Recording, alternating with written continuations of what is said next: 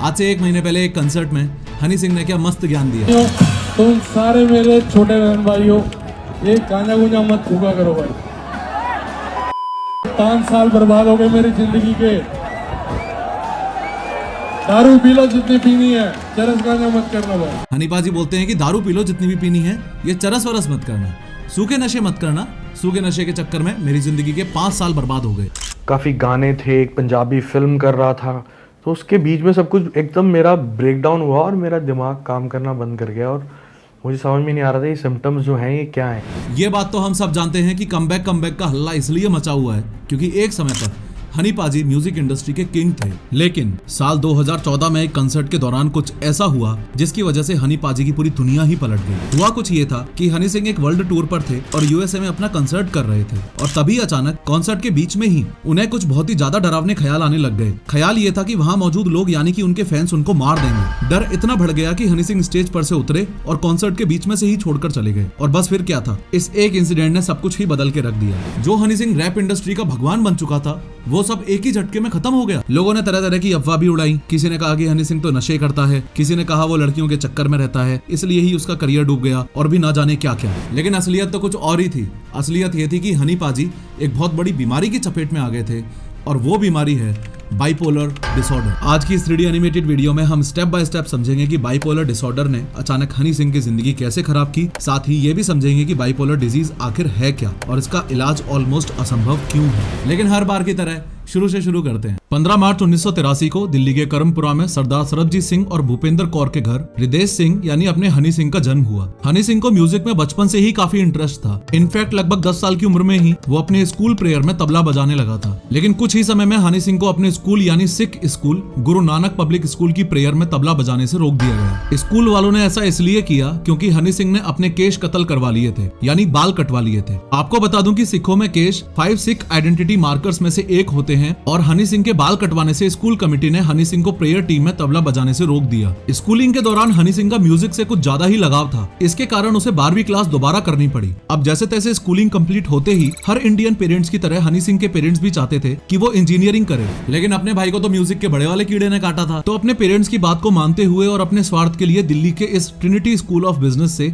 BSc IT में हनी सिंह ने admission ले लिया। BSc IT में एडमिशन के पीछे हनी भाई का खुरापाती स्वार्थ ये था कि BSc IT करूंगा तो घर वाले कंप्यूटर दिलवाएंगे और कंप्यूटर पर बनाऊंगा म्यूजिक। कंप्यूटर मिलने के बाद हनी सिंह कंप्यूटर पर काफी टाइम बिताने लगा। अब घर वालों को तो लगता था कि ये प्रोग्रामिंग कर रहा है, लेकिन रात को जैसे ही सब घर वाले सोते थे तो हनी सिंह कंप्यूटर पर म्यूजिक बनाना शुरू कर देता था। हनी सिंह कॉलेज टाइम में घर से तो कॉलेज के लिए ही निकलता था, लेकिन कॉलेज बंक करके आसपास के डीजे से म्यूजिक सीखना शुरू कर देता था। कॉलेज डिग्री कंप्लीट होने के 1 साल बाद तक इस लड़के ने इतना म्यूजिक सीख लिया कि इसे एल्बम म्यूजिक प्रोड्यूस करने की अच्छी खासी सेंस आ गई थी। अब हनी सिंह रात भर जाग जाग कर रिमिक्स म्यूजिक बनाने लगा था। अब इस रिमिक्स म्यूजिक की सीडीज हनी सिंह दिल्ली के कुछ फेमस क्लब्स में देने लगा। देखते ही देखते क्लब्स में इस लड़के के रिमिक्स म्यूजिक को काफी पसंद किया जाने लगा। एक दिन दिल्ली के क्लब में इंग्लैंड से आए ललित कालिया ने जब हनी सिंह के रिमिक्स वर्क को सुना तो उन्होंने हनी सिंह को यूके की एक कंपनी के साथ कॉन्ट्रैक्ट साइन करवाया। तो उन्होंने मुझे साइन किया। 1 साल मैंने एल्बम पे काम किया, रीमिक्स किया मैंने। हाँ जी हैं, पूरी एल्बम सुपर फ्लॉप हो गई।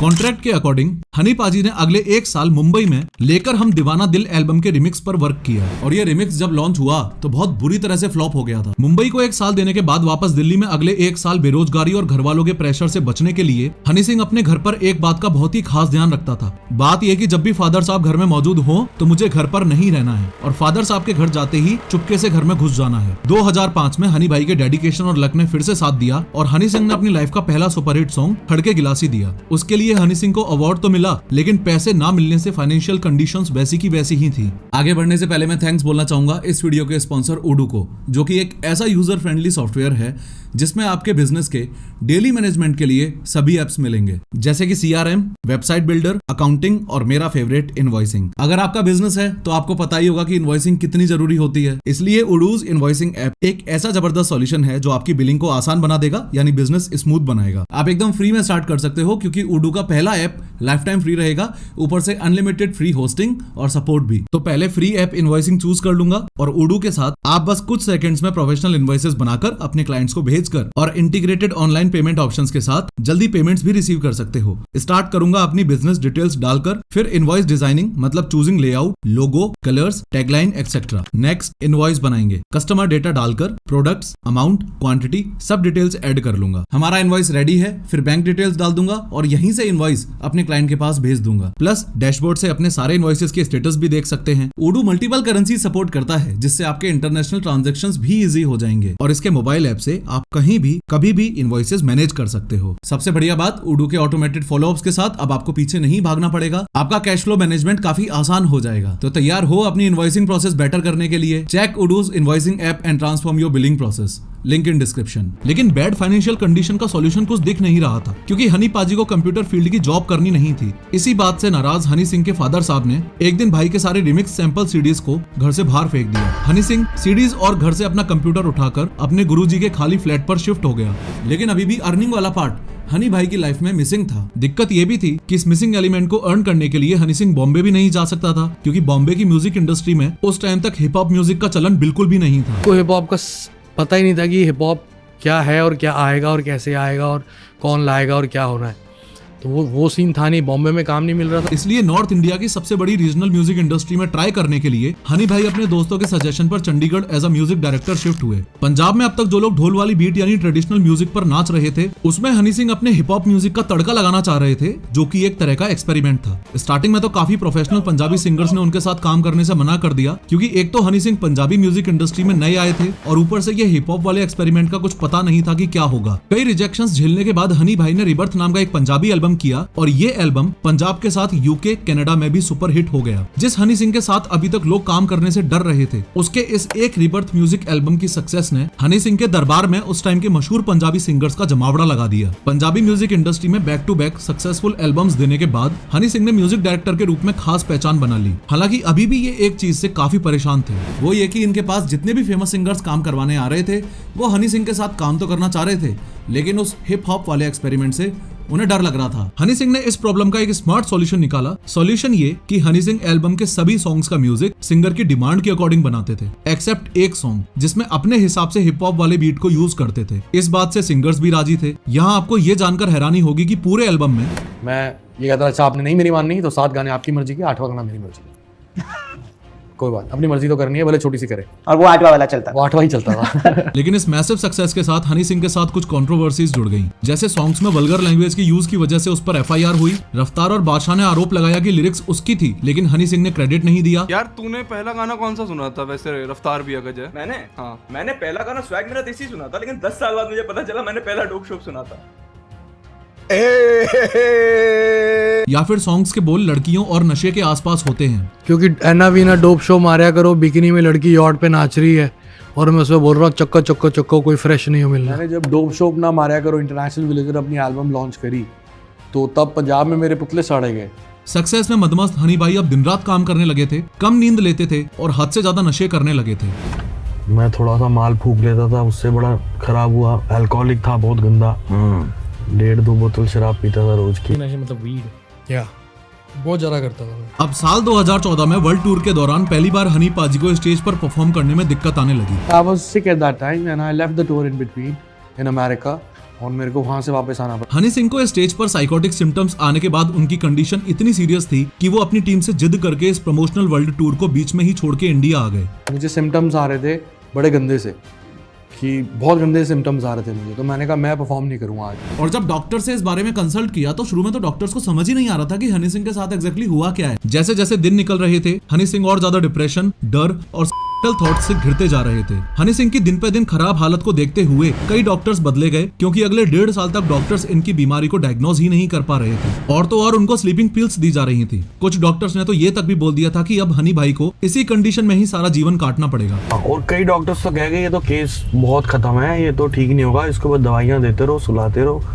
इसका कुछ नहीं हो सकता। लास्ट में बॉलीवुड सेलिब्रिटीज में से किसी ने दिल्ली के डॉक्टर राहुल मुरादा से कंसल्ट करने को कहा। डॉक्टर मुरादा पहले डॉक्टर थे जिन्होंने हनी सिंह के बाइपोलर डिसऑर्डर को डायग्नोज किया। अब आप सोच रहे होंगे कि ये बाइपोलर डिसऑर्डर आखिर है क्या? तो आपको बता दूं कि ये दिमाग का दही करने वाली बीमारी है, जो कि ब्रेन में केमिकल्स के इम्बैलेंस होने की वजह से होती है। आपको याद हो तो हनी सिंह ने अमेरिका में जब वर्ल्ड टूर वाले शो को छोड़ा था, तो उन्हें साइकोटिक सिम्टम्स आए थे। वो पहली बार था जब हनी भाई को ऐसा लगा कि भीड़ यानी ऑडियंस उनको मार देगी, और ये डर हनी सिंह के ब्रेन में इस सेरोटोनिन की कमी की वजह से लगा था। चलिए डॉक्टर से समझते हैं कि आखिर ये सब कैसे होता है। ये है आपका ब्रेन जो कि इन टाइनी न्यूरॉन से बना है। जब ये न्यूरॉन्स आपस में मैसेज ट्रांसफर करते हैं तो इन केमिकल्स यानी न्यूरोट्रांसमीटर्स का यूज करते हैं। वैसे तो ह्यूमन ब्रेन में बहुत तरह के न्यूरोट्रांसमीटर्स यानी केमिकल्स होते हैं, लेकिन बाइपोलर डिसऑर्डर के पेशेंट में इन 3 न्यूरोट्रांसमीटर्स का रोल होता है। पहला है ये सेरोटोनिन, दूसरा है ये नोरएपिनेफ्रिन और तीसरा है ये डोपामिन। इन तीनों न्यूरोट्रांसमीटर्स के ब्रेन में इंबैलेंस होने से आपको बाइपोलर डिसऑर्डर होने के चांसेस होते हैं। बाइपोलर को आप ऐसे समझे कि ये एक नॉर्मल पर्सन का ब्रेन स्टेटस है जिसमें सभी केमिकल्स बैलेंस्ड हैं, इसलिए पर्सन के मूड्स में कभी स्लाइट हैप्पीनेस और कभी स्लाइट सैडनेस का साइकिल चलता रहेगा और ये मूड चेंज शॉर्ट टाइम के लिए होगा। बाइपोलर यानी 2 पोल। यहाँ 2 पोल्स में से एक है ये हाई और दूसरा है ये लो पोल। हाई पोल यानी आप में हाई एनर्जी, अच्छा मूड, और लो पोल यानी डिप्रेशन, एंजाइटी।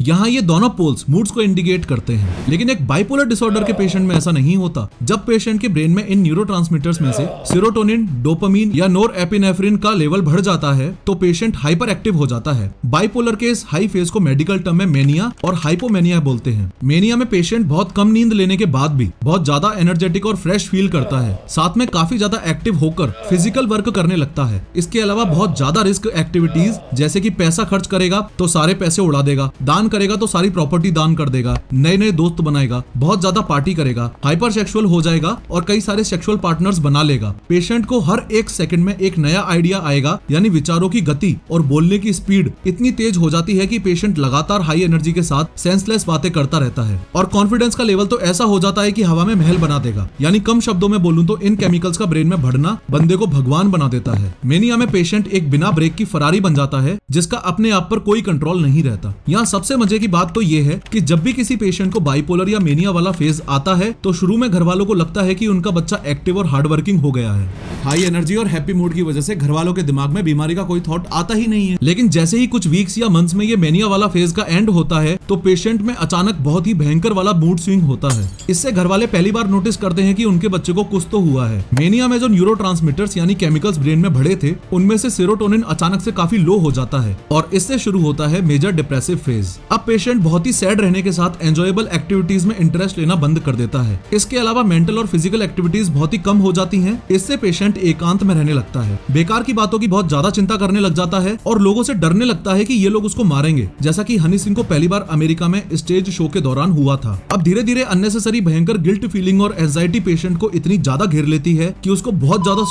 थॉट्स आने लगते हैं। इसी वजह से हनी भाई जब इस भयानक डिप्रेशन वाले फेज से गुजर रहे थे, नहाता भी था तो दरवाजा खोल के नहाता था, इतना डर था, फियर था मेरे अंदर। क्योंकि ज्यादातर पेशेंट्स इस डिप्रेसिव फेज में अपने आप को हर्ट करने या करने की कोशिश करते हैं। इस डिप्रेसिव फेज के बाद फिर से मेनिया यानी हाई एनर्जी वाला फेज और कुछ पेशेंट्स में ये साइकिल चलता रहता है। अनहेल्दी लाइफस्टाइल और सब्सटेंस के यूजेस के अलावा भी इन रीजंस की वजह से लोगों में बाइपोलर डिसऑर्डर हो जाता है। बाइपोलर डिसऑर्डर के इन 3 एपिसोड्स की वजह से हनी सिंह लगभग 3 साल कंप्लीटली और 4 साल पार्शियली अपने पैशन से दूर रहे और हनी भाई 7 डॉक्टर्स और करोड़ों फैंस की दुआ की वजह से एक बार फिर से इंडस्ट्री में तहलका मचाने आ गए हैं। 100 बात की एक बात यह है कि हनी सिंह को जो बीमारी हुई है यानी कि बाइपोलर डिसऑर्डर, वो क्योर तो नहीं होता, लेकिन proper medication, counselling and other strategies की हेल्प से इंसान डेफिनेटली नॉर्मल लाइफ तो जी ही सकता है। साल 2008 से 2014 तक हनी सिंह का भी अपना एक गोल्डन एरा ही था। हम सब उसके बहुत हार्ड फैंस थे। हम तो आज भी चाहते हैं कि हनी सिंह का वही गोल्डन कमबैक हो जाए, लेकिन बाइपोलर डिसऑर्डर ने एकदम इन्होंने वक्त बदल दिया, जज्बात बदल दिए, जिंदगी बदल दी। हनी सिंह के कमबैक को लेकर आपकी क्या राय है, कमेंट्स में जरूर बताना। और इस वीडियो पर क्लिक करके 3D एनिमेशन की मदद से अभी की अभी समझो